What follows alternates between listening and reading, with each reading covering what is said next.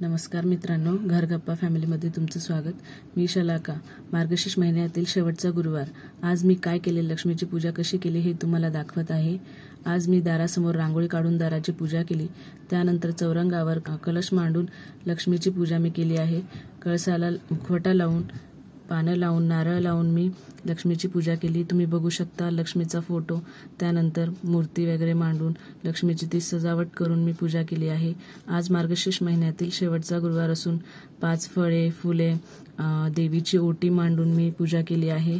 त्यानंतर पाटावरच्या समोर मी रांगोळी काढली आहे। त्यानंतर मी सर्व सजावट करून दिवा, अगरबत्ती लावली व महालक्ष्मीचे महात्म्य ही पोथी वाचली। मग आम्ही सर्वजण घरातील मंडळी मिळून आम्ही आरती केली, देवीची आरती केली, महालक्ष्मीची आरती केली।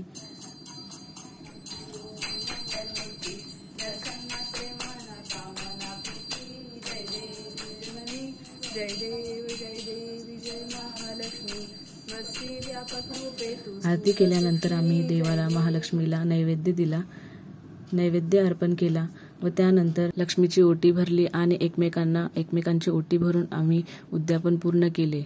मित्रांनो, तुम्हाला हा व्हिडिओ आवडला असेल तर लाईक करा, शेअर करा आणि नवनवीन व्हिडिओ बघण्यासाठी सबस्क्राईब करा। थँक्यू।